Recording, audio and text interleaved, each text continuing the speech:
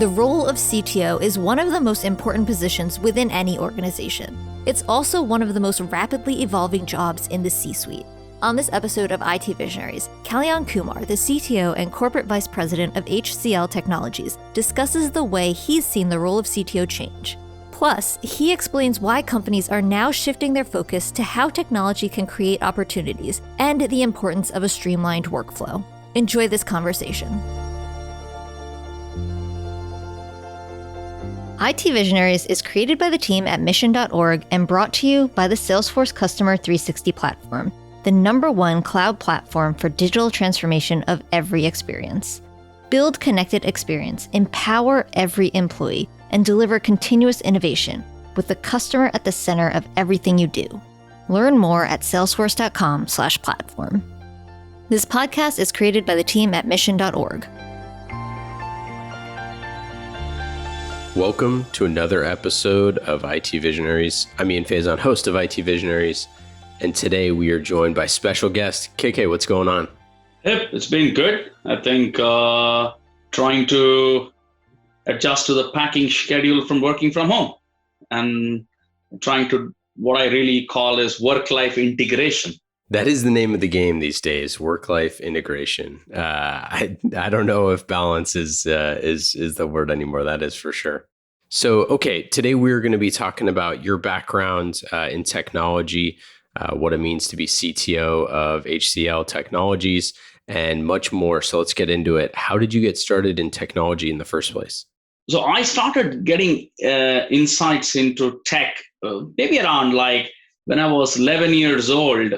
I got my first Commodore 64 computer. And I always said that I became a technologist over a period of time, but I always wanted to be a cricketer first. So I used to be so much playing cricket and the only other thing I used to love was playing with computers and writing code. And maybe at some point in time, that thing became more, I would say that took a little bit of precedence than playing sport. Maybe that time when I was playing sports was not like a big pro thing when it was starting. I love those early Commodore 64 references because we get so many of them of CIOs and CTOs that was their first computer and that was their first technology love. So you're not alone there. Commodore 64 and BBC Micro. These were the two things. So flash forward to today. Tell me what it means to be CTO of HCL Technologies. So actually, if you see my role, CTO is more of my horizontal staff role. Unlike typical CTOs, I also have a fairly large line function responsibility. I'm pretty much actively involved in a lot of things, which is typically not a traditional CTO who does a lot of this role. So effectively, if you see what I do from a day job perspective, looking at product and technology strategy, what's happening in the market, trying to look at exploration areas in terms of what's coming up new, especially, and what's being relevant. So it's more of, I would say, applied technology.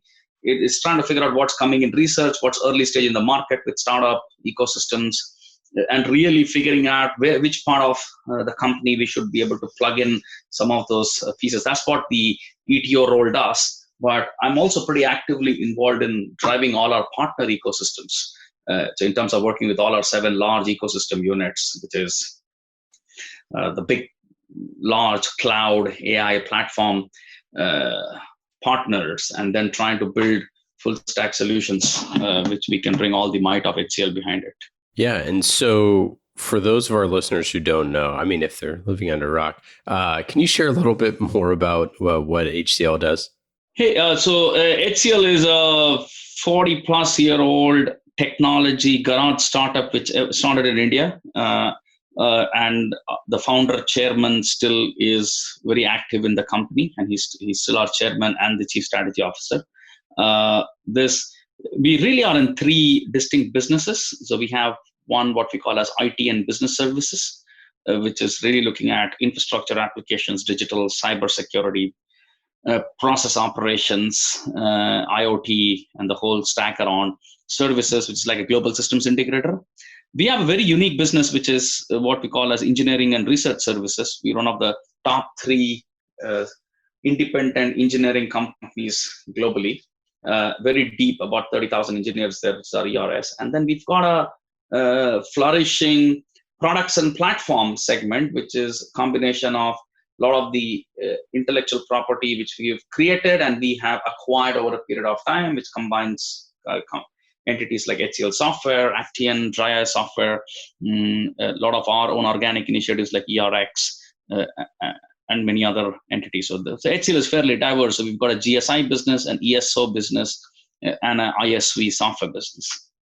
So as CTO, are you working primarily, on product most of the time? Or are you working on like employee experience and optimizing what your employees are doing, bit of both? Bit of both. So my role doesn't, I don't manage the internal IT. So which means that I'm more of an advisor and helping our internal IT manage their internal IT applications and infrastructure. Most of my role is to really work out into the industry and the ecosystem. So mostly I'm spending time with customers, partners, and industry bodies and the startup and other ecosystems. So it's mostly outward. Where do I spend most of my time? There are dedicated product development and product groups, and there are dedicated solutions groups, but it's really connecting the dots across them. So most of the time I spend is really helping connect the dot across multiple specialists. So if you look at IT, there is an I shape and a T shape. Most of the time I'm spending on the T-shaped role, is really helping connect a lot of these dots together. And you obviously, work with and know a bunch of CIOs and CTOs. I'm curious, like, what are some of the things that, some of the challenges that you see that CTOs are facing today? So I would want to frame this answer in two different contexts, correct? There is the context around pre-COVID and post-COVID world. World is very, very different now. So if you really look at the most CTOs, and depends upon what they're really looking at, and most of the companies, they're really trying to use, how can I make technology create new business possibilities? That's been the single biggest focus for a lot of the companies. People use words like, I want to do digital transformation, I want to change things. But if you really go to the core, companies are reimagining and rewiring their businesses with keeping technology at the center. So hence, if that is the case, most of the time when we have this conversation, before the CIO role was someone who was custodian for IT, right? Now it's changing fundamentally. Every individual in the company is an IT person, or using IT to solve business problems, or using tech to solve business problems. So I think two things are happening. So one is the way the roles of the IT organization within our customers is going through a massive change. We are seeing the amalgamation of business technology into one, and that's where you have this new product-centric thinking. So it's this whole new concept of, rather than saying there is business and there is IT and throwing things over the wall, the fundamental shift which I'm seeing is asking this 4 questions, which typically form the fundamentals of anything which we do in the new world, is around the 4 themes is, am I building viable products? So first question is this answer of viability, correct? And that's where this concept of product management is coming in. Are we creating valuable business outcomes? How are we measuring? So the viability question. Then there is a desirability aspect, which is where design is coming in pretty much effectively into tech. So what are the user-centric problem, user research, customer journey, value chain mapping, that whole aspect of creating desirability and understanding the whole piece. And then this whole aspect of engineering, which is feasibility. Will it work? How will it work? And the last aspect, but most important, is measurability, correct? And that's where things like data science, a lot of those things are coming in. But it's really that whole larger puzzle which people were dabbling, correct? And trying to reinvent their business model in the pre-COVID world, I would say. And in comes the first quarter of this year, and the world changes, correct? And I think that's a completely different topic to discuss of what's happening in the post-COVID world. A lot of these things still matter, but the rate and the speed at which you would do these things is going to go through a fundamental shift. Yeah, I think that the idea of technology kind of being in the background of everything that kind of like modern business had been doing jumps to the foreground immediately when every single person needs to figure out how to talk to other people via video chat, or every single person needs to figure out their communication strategy, their email strategy, their CRM, their, all these things that now it's like, you had the old school sales rep who was like, yeah, okay, I'll update the CRM, every now and then. But like majority of my business is face to face. It's about, shaking hands and things like that. And then all of a sudden, when you're in your house every single day and you can't do any of that, it's like technology is at the forefront. And there's so many people that didn't understand what they were using or how they were using it or how many tools that their company had because they kind of ignored it. And I think, especially on this podcast, a lot of times like we gloss over a lot of that because we're talking to top technologists, but there's so many folks that just really technology was in the background of their job. And now it's like every single second of every day, it's the only way to stay connected. As CTOs are kind of facing these challenges, what are some of the things that you've done recently in, the past few months to start to combat this with your teams, with the people who, with your customers and the folks who you work with every day? So if you really see what most of the time I spend internally is I use this term called, I'm mostly spending time on doing cultural transformation, correct? So the CTO role is not about technology. It's a very interesting shift. It's about how do you see technology exists, correct? And I think the biggest challenge we have is how do you make sure people change faster to adopt technology? And that's a very, very interesting pace. Before, what used to happen is people used to run in a certain pace and technology used to catch up, correct? There is a rate of change in tech, new capability. The globalization of talent has really enabled people to create new capabilities, correct? And at a really high speed pace. So how do you make sure people are able to transform and be relevant in the new scheme of things? A lot of time I'm spending is around how do we curate more programs, which is more around the people aspect, is take the talent and run them through the learn, unlearn, relearn, or ability to rewire them to the new world. That's one area which I'm more about building programs or helping drive competency creation, and definitely working with all our line of businesses. Right? Finally, those resources people live in the lines of business, but really about thinking around that aspect. That's one area which I've been spending a lot of time. The other, in the last few months, most of the time is being spent around how do you help companies cope up with the new challenge which they are facing around in the COVID times, right? And if you really see, there is a social challenge, there is a business challenge, and then there is a significant technology challenge too. If you really start to look at companies where working in a model and the whole world changed, there was a completely different operating model which got completely changed to a new operating model overnight. People had to really shift through this, and that really created a lot of, I would say, one, it accelerated technology adoption, but it brought a very interesting aspect, saying that I could do the rate of change in a very different way, which I could have never done before. So that really brought up a very interesting aspect around this. So really looking at what I call, what is the silver lining in the new normal? And I've created, basically working on this whole theme around, again, taking back to one of my passions around cricket, correct? And saying, hey, when you play a test match, it's a 5-day game, and there are so many factors, correct? You play in that. You got weather, soil, the patterns, people, mind, skill, everything is being put into test.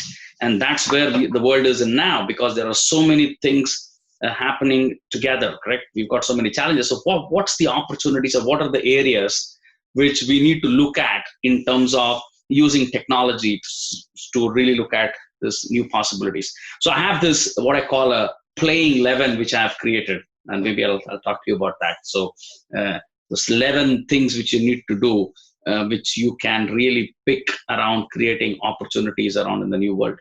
Yeah, let's get into that. I want to know. So, so how did you come up with this? It's again based on, this is very interesting. So end of the last week of January, we were all in the World Economic Forum in Davos, and I was listening to a lot of customer meetings. I met at least about a few hundred leaders there. And then obviously in the last few months, I've spoken to at least another 100 plus CIOs and CXOs of our customers and partners. And based on that, I really found an interesting pattern, because ironically, the thing started is I was attending a session in WEF by a great thinker called Yuval Noah Harari, and he was talking about 21 things to watch for in the 21st century. And one big thing he put was pandemic. And that was on the last week of January this year. And then in comes Feb, and the whole world is upside down by first week of March. So that really drove a thinking, saying that, hey, there are things which people have been worrying about and talking about, but the world has tended to ignore this. So really I really picked a few themes around this. And I said, there are things which we can do as technology, as IT or tech, which can really create new opportunities, which you have to do. So really 3 things you have to do, correct? What can you do as technology within your company? What activities you have to do as a tech person? What can you enable using technology for the business? And third, how do you use technology to really impact the society or the social aspects? It's really. So if I invert the whole conversation, let me take the easier one. So it's like, what would you do as a tech for within the company, correct? So I've been using this theme called you have this 6 factors which are there, which you can tap around. And the 6 factors are talent, cloud AI, experience ecosystem, and this culture of learn, unlearn, and relearn, correct? You've got the 6 things sitting outside.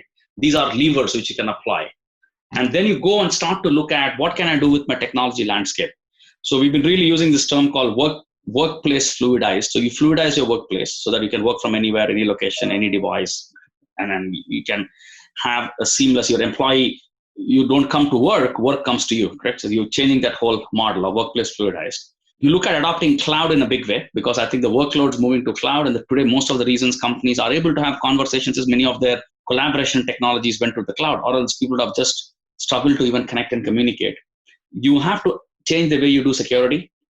So you do a lot of adaptation of security. And then you have a good opportunity to modernize your applications, whether you create new apps, you retire your technical debt, you retire your applications, whatever you do that as part of this to really take cost out and really improve productivity. That's what you would do as a tech layer. Right? Then if you really start to see the impact on the business, this is the time when you really look at a few things as a line of business. Correct? One is you look at business rewiring, which is, how do I make my business run in the new world where things are moving towards a phygital model, combination of physical and digital. Social distancing is inherently built into anything or everything we will do for the next foreseeable future. Contactless tech, e-commerce becoming the new way of transacting. So and then how do you do CX transformation, correct? How do I engage my customer, correct? Like the point you made when we started the podcast, the way you did interviews was you always had a face-to-face conversation. Now, and many industries, many businesses, things are dependent upon travel and face-to-face. So how do you start to reimagine this whole thing? So business rewired is a very important thing. Supply chain reimagination. I think customers will have to start thinking about how do they relook at their supply chains based on whatever industry they are in. Whether you're retail, travel, transportation, airlines, your oil and gas, your manufacturing, your any company, you have to relook at your supply chain, because now you're seeing based on the world dynamics, dependencies, balancing or rebalancing supply chains becomes important. Content notification, content is becoming the king. So it's the content becoming the center. How is OTT and a lot of other ways of getting content So the question is the broadcast versus content? You're seeing a lot of things happening in that industry. And then there is a lot of, I would say, because of this whole impact of IoT or connected assets or making assets smart, connected, and contactless, or whatever you would do, there is going to be a big play. So that's where I see the business layer. It's about how do you rewire, reimagine your entire business life cycle.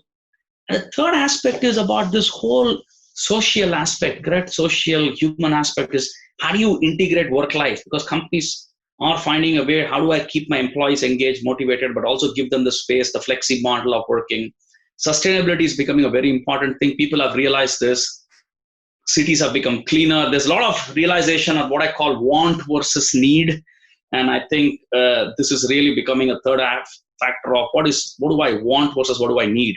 And there's a new realization coming in. And this is going to also drive a lot of buying patterns, commerce patterns. Many of the things are going to change for companies.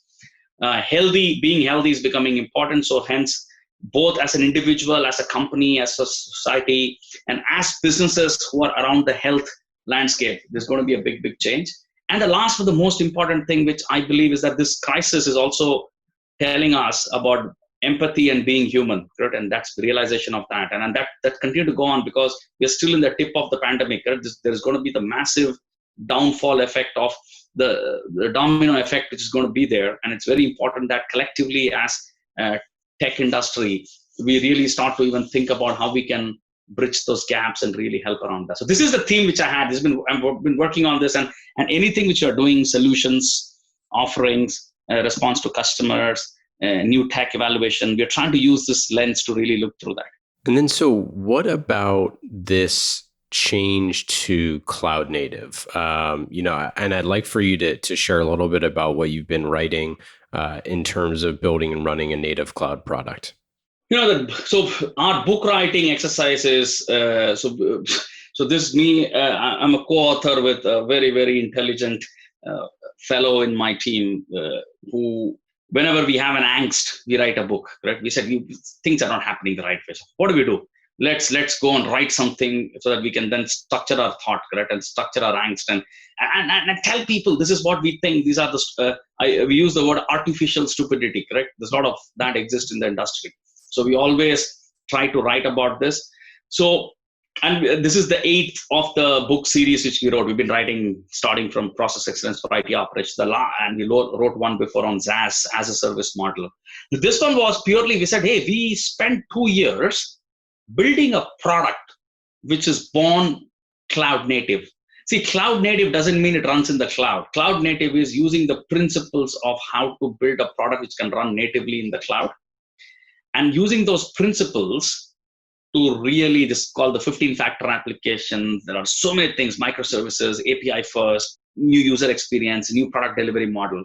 So we took an experience of how we built a product and we documented it into a book, saying that we took a product from ideation, what we did, what are the pitfalls we had, what are the mistakes we did, what are the things we selected, how we built a monolithic app in cloud native, then how did we break that app into smaller pieces, what are the things which we learned over a period of time when you build applications natively born in the cloud.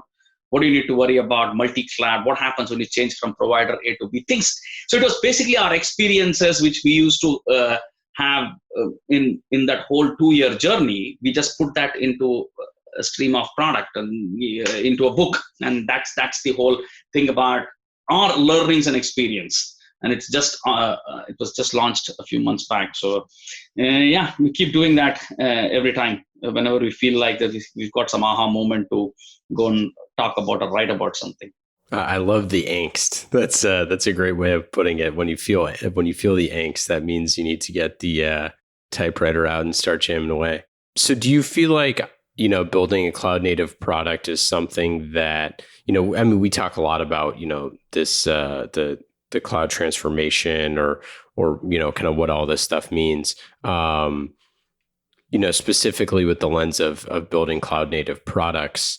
A lot more companies are trying to figure out how to do that, or maybe they have a hybrid cloud and they're trying to figure out how to do both. What would be your advice to the CIO or CTO that's looking to build something new? Again, there is a difference between building applications and building products. So an app you build for an enterprise to be used within an enterprise. A product is you build a product which serves a wider audience. So it's very important that the way you build cloud native applications, you might or you can be flexible enough to let go of some of the principles of how you build applications. But when you build a cloud native product, you might, in an app deployment world, you would have a significant, I would say, control or directional control of how that application is used. But when you build a product, you still have a product boundary and applicability, but how the product is deployed and consumed gets evolved in a significant way, right? So there's a big difference what we learned over a period of time. So it's again very important for the community. When you start thinking, it's very easy and attractive to jump into a cloud development because it accelerates things for you faster. But you need to really use two vectors to do the measurement. One is speed of delivery more important, or is portability of the product more important?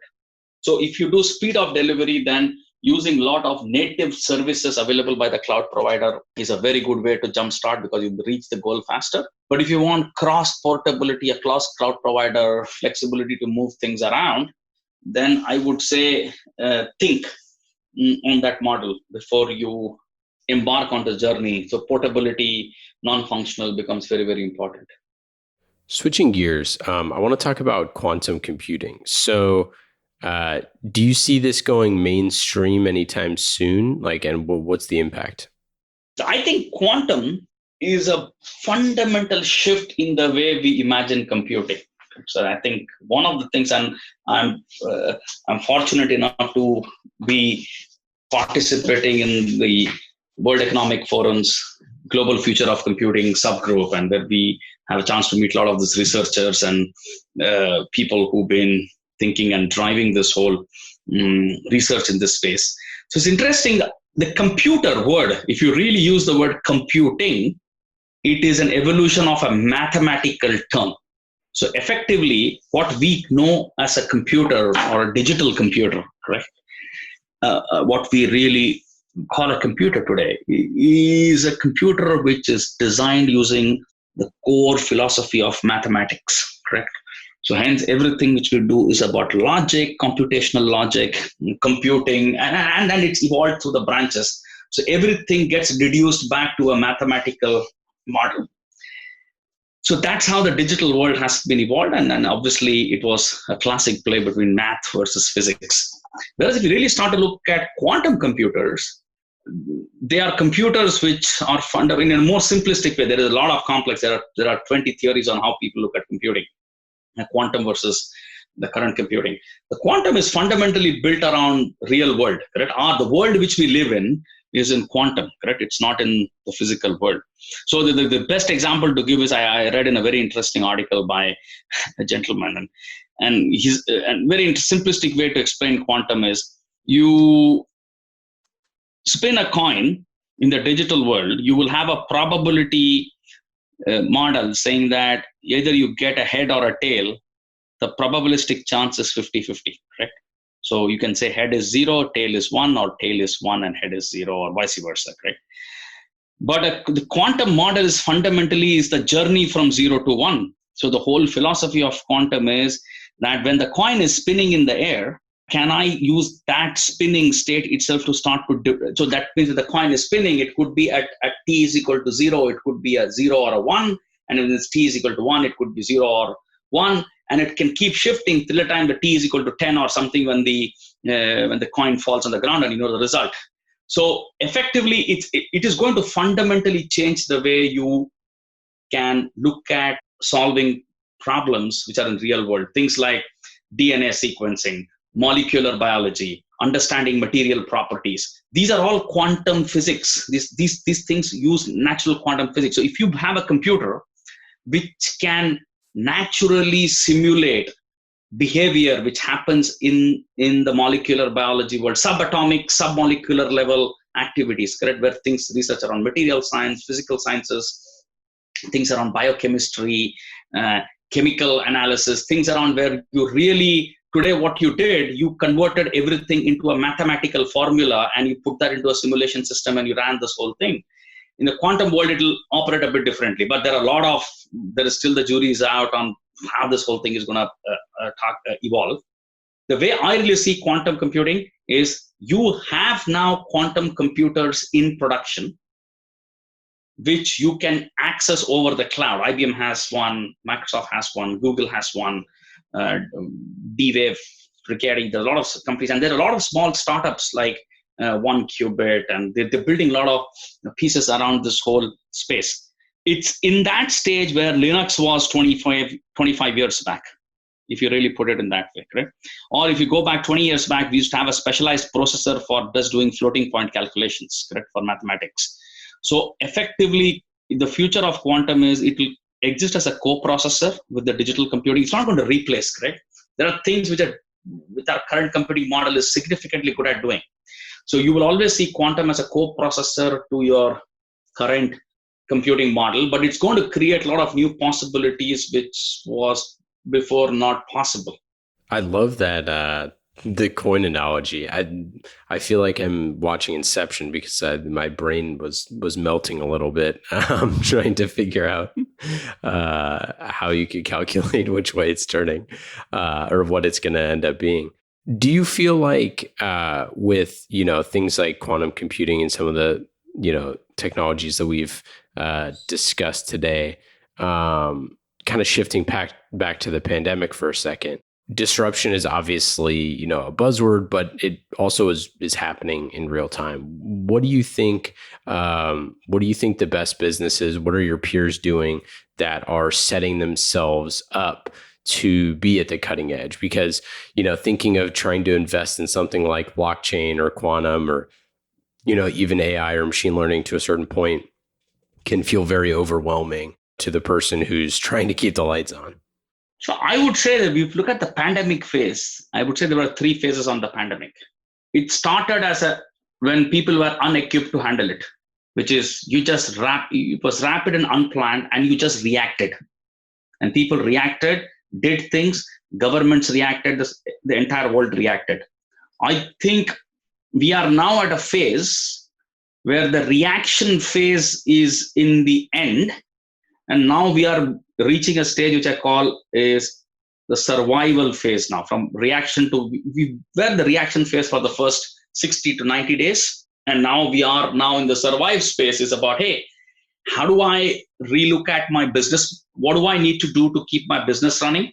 What do I need to do to make sure my employees are able to work, access? How do I still make sure I'm able to keep and restart the business? Because in many countries and many parts of the world, we were on a lockdown mode effectively. So lockdown led to a situation where you are operating from unequipped to survive. You're just making sure.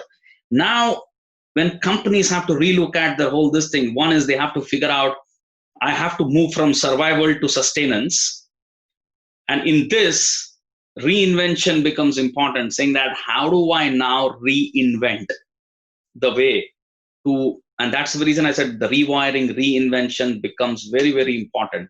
So that's where it's going to be a very, very hard call for companies. And that's where technology leaders need to help business leaders, the CEOs, take those calls, because you will be at a time where you've managed to stabilize the company. You've managed to make sure you're keeping your lights on and running the business.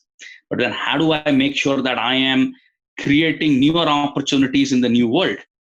Because in the new world, if you have the same old product being offered to the same customer or the consumer, or which could be an employee of B2B or B2C, but their demands have changed or their way to consume that has changed. So reinvention will become important. Now, will quantum computing help? The answer may be no, not now. But are there areas where quantum will fundamentally look at helping in certain industries? Yes. Life sciences, chemistry, companies dealing with materials, because you could accelerate your research, your simulation, and work like that in this space. I'm curious, what is one of the things that you've faced, whether it's through the pandemic or in the past few years, that was a particular challenge that you had to overcome for your team or organization?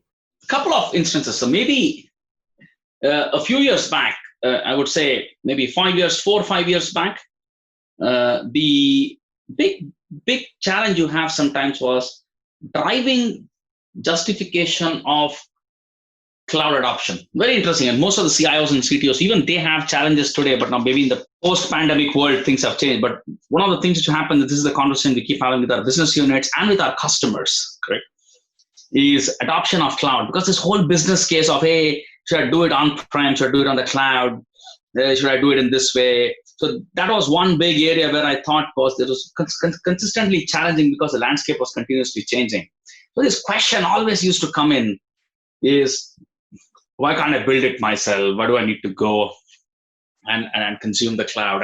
Because at that time, even the cloud providers were also majority of their offerings were very infrastructure heavy. Correct? That was the one challenge which I really saw in the last few years, and that challenge continued to get mitigated because people understood the value of how to drive and manage cloud and not compare it in the old ways or the thinking of, hey, I'm trying to build myself versus buy, but it's also a lot of other factors of agility, TCO, and obviously there are concerns around lock-in and security and a lot of other things. In the last 3 months, I think the single biggest challenge which we've seen is productivity versus innovation. And I think the reason I'm bringing this point is we've managed to enable remote working, telecommuting, and the companies are, today also most of the companies have a stopgap model to work from home. They are not fundamentally designed for people to operate in this model for a longer period of time. So there is a productivity challenge. There's been a significant, initially if you saw a drop in productivity, and then there's a significant upswing in productivity of people working in a remote model. The hindsight is that this is about running the business and doing things to keep what I call the survive model. The challenge which all of us are currently trying to dabble with, and there are different ways and means to address this, and it also will be an evolutionary model of how will I start to continue to bring that same level of ideation, innovation. I can still deliver scaled agile in a distributed model, but the new way of how people can think, innovate, this whole idea of brainstorming sessions and ability to ideate together in a whiteboard. You can bring a digital whiteboard. There are still those factors around how do you get the people aspect of bringing them to do innovation is the first challenge. The second thing is that there is an inherent fatigue in the system being built, correct? Because of this whole current pandemic situation in terms of the working models. How do you get people out of that mode and be able to really think aggressive and forward looking? Because I think there's been a lot of conservatism which is also brought into many of the companies because of the current situation. Okay, let's get into our lightning round questions. These questions are fast and easy, just like Salesforce Customer 360 platform. Our good friends at Salesforce, the #1 cloud platform for digital transformation of every experience. You can go to salesforce.com/platform to learn more. We love them. They've been here since the very first episode of IT Visionaries. Check out salesforce.com/platform. Lightning round questions. KK, are you ready? Yes. #1, what is your favorite app on your phone? That's a tough question. That's many. But if you really ask me off late today, I would say WhatsApp. Favorite either cricket team or player? Evergreen, it has to be, for me, Sachin Tendulkar. Do you have a hidden hobby or skill? I don't know if that's hidden hobby. I'm a drummer who plays, I'm a drums and percussion player and who plays for a band. And maybe there was a time when I thought that was my primary profession. Yeah, is that what you'd be doing if you were in a CTO? Yeah, either I would have been doing that or I would have been involved in the game of cricket more as a pro. What is your best advice for a first-time CTO? Don't sit in the ivory tower. Be in the trench. Understand the technology and its implication of what's happening on the ground. That will help you become a better CTO. What question do you never get asked that you wish you were asked more often? Is CTO a business person or a technology person? I wish they understood that the CTO is someone who's a technologist who has a business plan. But unfortunately, many of the times people think CTO is equal to tech, which is, I hope that thing, I wish I could have been asked more of that. Well, that's it. That's all we got today. Thanks again. I know our listeners love the conversation, and we'll talk soon. Thank you very much. IT Visionaries is created by the team at mission.org and brought to you by the Salesforce Customer 360 platform, the #1 cloud platform for digital transformation of every experience. Build connected experience, empower every employee, and deliver continuous innovation with the customer at the center of everything you do. Learn more at salesforce.com/platform.